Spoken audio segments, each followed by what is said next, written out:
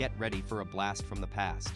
In 1893, the British Royal Navy viewed the Mediterranean Sea as their top priority because it served as a vital link between Britain and India.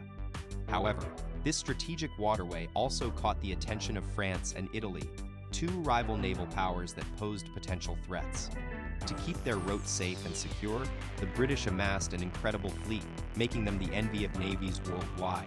On June 22, 1893, a significant portion of this impressive force, consisting of 11 mighty ships, including 8 behemoth battleships and 3 colossal cruisers, gathered near Tripoli, Lebanon, today's modern-day location, for their annual training exercises. This rigorous preparation was crucial to ensuring the fleet remained strong, agile, and ready to take on any challenge that came their way. But here's the jaw-dropping twist. This rigorous training program would ultimately lead to one of history's most devastating maritime disasters. And what's even more spine-tingling is that recent discoveries inside the wreckage have left experts stunned. So buckle up, folks, as we dive into the eerie tale of this catastrophic event, which still holds secrets and poses a chilling threat today. Now, you might be wondering how such a powerful fleet could meet its demise. Well, it all starts with Vice Admiral Sir George Tryon, the fearless commander-in-chief of the Mediterranean Fleet. He was notorious for pushing his sailors to their limits through non-stop training exercises.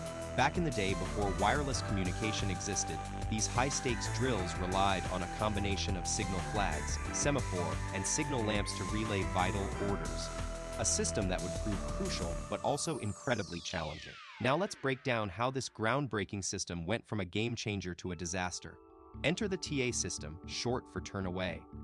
Tryon's ingenious approach to simplify complex maneuvers on the high seas. With just a single flag raised, every ship in the fleet was expected to mirror the flagship's moves without needing further orders. The idea was that this streamlined process would keep his sailors on their toes and prepared for anything, even in critical situations. But here's the thing. This system would prove to be more curse than blessing. Tryon's relentless focus on constant training, based on this innovative tactic, might have been well-intentioned, but it would ultimately lead to a chain of events that defied conventional Navy protocol. Let's dive into what went wrong in June 1993 when Vice Admiral Sir George Tryon put the TA system to the test during annual exercises with the Mediterranean Fleet off the coast of Beirut. As they prepared a high-stakes turning maneuver, officers were initially cautious about getting too cozy between two columns, recommending a safer distance of about 1,200 yards. But Tryon had other plans. He was dead set on pushing the limits and got approval to narrow that gap down drastically, from 1,200 yards to an extremely tight 400 yards.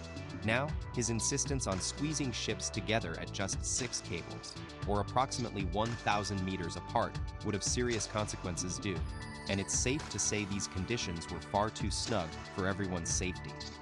Now, let's get into what sparked this fateful incident, the moment when everything fell into place, or rather, out of place. At exactly 3:15 on that day in 1993, without a clear signal, Vice Admiral Tryon ordered the maneuver to commence. The planned turning exercise was an intricate dance of naval precision, with each ship carefully following the one ahead while preserving their spot in line. This meant maintaining their relative positions and essentially swapping sides. But here's the thing, by keeping the order intact and having them swap places without rearranging, they were playing a high-risk game with collision risks. To make matters even murkier, historians speculate that Tryon might have actually intended for one division to execute the turn outside of the other. But we'll never know for sure. Let's dive into the critical moments leading up to the disaster. Picture this: 2 columns of ships, spaced about 200 yards apart, getting ready to perform a tricky turn in perfect synchrony, or so it seemed. If they'd done an outside turn with a wide radius of 800 yards, they would have ended up about 400 yards apart once they finished maneuvering. But here's the catch: this fancy move required each column to turn at different times or speeds.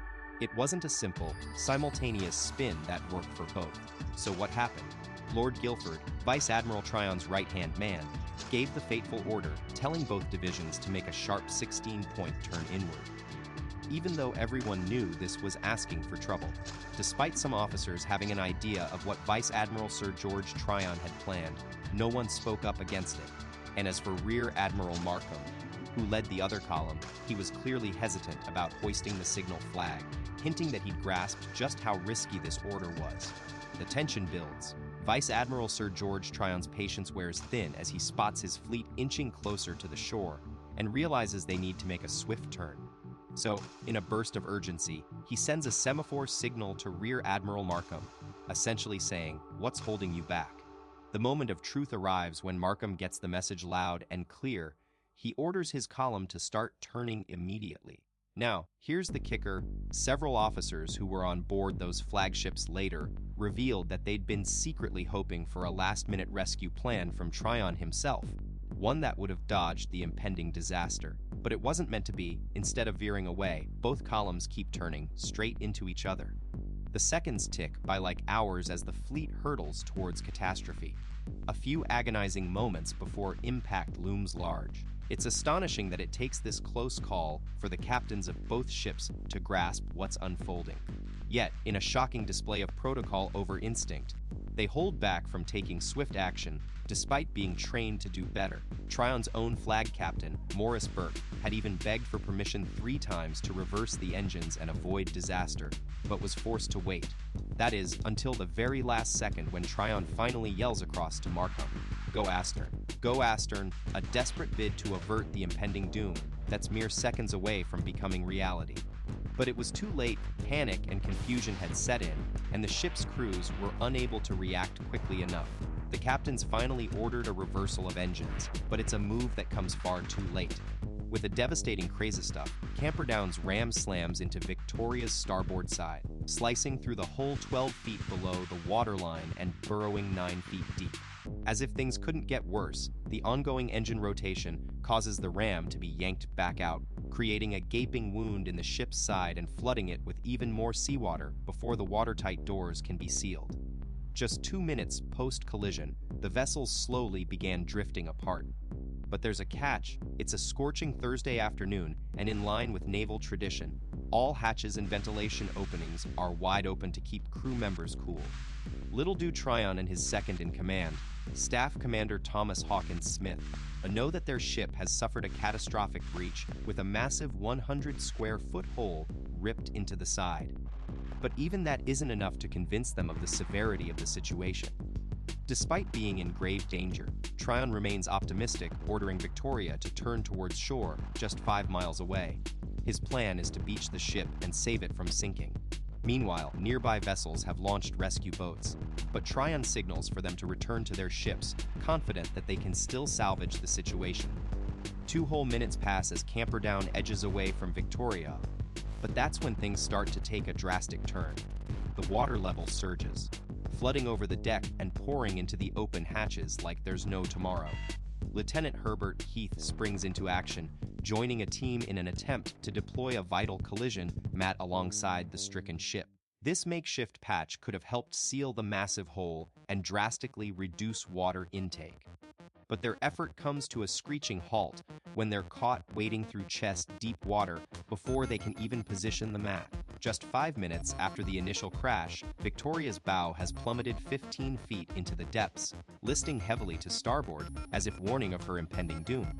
And just to add insult to injury, water starts pouring in through every gun port on board. As time ticks by, it becomes increasingly clear that Victoria is running out of options fast. Despite the engine room crew's best efforts to keep her afloat, with engines still chugging along and men working hard below decking, disaster strikes. Hydraulic power for the helm gives up the ghost, leaving the ship unable to steer itself to safety. What's more, the crucial system responsible for launching lifeboats has also failed. 8 minutes into this unfolding nightmare, the entire front section of Victoria is submerged underwater, with water lapping at her main deck like a relentless tide.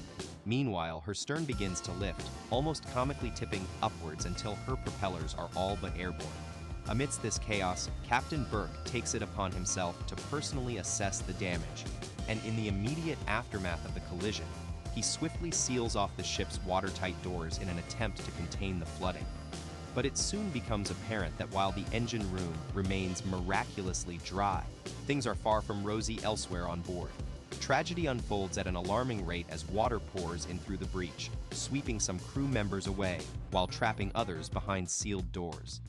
It's a desperate battle against time, but alas, it soon becomes clear that they won't be able to stem the tide in time. Captain Burke surfaces from below deck, his face etched with grim determination, and barks out orders to his men. Those assembled on the deck are told to line up, turn towards the side, and prepare to abandon ship. There's no time to lose. Just 13 minutes after that fateful collision, Victoria finally succumbs to her injuries, capsizing sharply to starboard with a deafening crash. In an instant, she sends her precious boats and loose debris flying out into the sea as if in a desperate bid for freedom. The disaster continues to spiral out of control. Water surges into Victoria's funnels and triggers explosive reactions as it hits the scorching boilers below deck. Meanwhile, she rolls over, her keel piercing the air as she slips beneath the wave's bow first, her still spinning propellers posing a deadly threat to anyone caught in their path. Amidst the chaos, a heroic evacuation effort saves most of the crew, but sadly, those trapped down in the engine room are left behind. Overlooked or unable to escape, they meet a watery grave as the ship founders. A sense of tragedy unfolds as Rev. S.D. Morris, the ship's devoted chaplain and Naval Reserve officer, fights to save those in need, the sick who can't escape on their own, even when all hope seems lost for the rest of the crew. In a last act of selflessness, he joins the doomed vessel below. Meanwhile, an ominous warning sign appears on the surface, a massive circle of churning white foam that eerily resembles boiling milk, making rescue boats think twice before approaching the wreck site. As the Camperdown sinks, a desperate battle for survival ensues, but the conditions are brutal. Strong currents rip through the water, tossing debris around like rag dolls, and pulling unsuspecting men down with it. For Gunner Frederick Johnson, this nightmare repeats itself. He's sucked under 3 times, barely escaping with his life each time. Lieutenant Lauren paints a harrowing picture of the chaos above, as if the sea itself is alive and throwing everything in its path. Debris hurtling through the air like projectiles, creating a maddening churning on the water's surface. The Camperdown takes another hit. Her ram is torn loose, flooding her compartments, while the watertight doors remain open, allowing the relentless influx of water to seal the crew's fate. Out of the 715 crew members on board, just 357 would be saved, leaving behind a heartbreaking toll of 350, 8 lives lost in this disaster. But amidst the tragedy, there were heroes too, like Collingwood, who provided a vital steam launch to help pluck survivors from the water. Even though search parties calmed the sea, only 6 bodies could be recovered right away, and they received a solemn burial in Tripoli thanks to the Sultan's generosity. The survivors, shell-shocked but alive, were whisked away to Malta for medical attention. Among them was Commander John Jellicoe, Victoria's executive officer, who had narrowly escaped the sinking ship. As the HMS Victoria slipped beneath the surface, chaos erupted, especially for Commander Tryon, who found himself desperately clinging to the chart house. By his side was Hawkins Smith, who stayed loyal even in the face of disaster. While Hawkins made it out alive, he shared his harrowing account of being trapped in the ship's rigging as it went down. But there was one haunting question. Could Tryon have survived? Hawkins doubted it, given their differing physical states. It would take a decade-long search to uncover the truth, but on August 22, 2004, Lebanese-Austrian diver Christian Francis and British diver Mark Elliott finally pinpointed the location of the sunken warship, an astonishing 460 feet beneath the surface. Fast forward to August 22, 2004, the day the wreck of HMS Victoria was finally discovered by Christian Francis and Mark Elliott. As they explored the sunken ship, they were met with a surreal sight: its bow buried about 30 meters into the seafloor, while the stern pointed skyward like a ghostly apparition rising from the deep.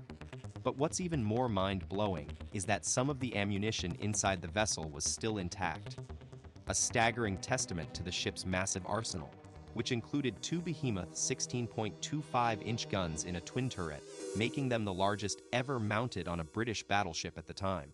Now, over a century later, these potent weapons remain preserved underwater, serving as a haunting reminder of their devastating power, all rendered powerless by the passage of time. But here's the question that still echoes through history. Could HMS Victoria and her crew have been spared if only they'd followed standard procedure? Now it's your turn to weigh in. Hit that comment button below and let us know what you think about HMS Victoria's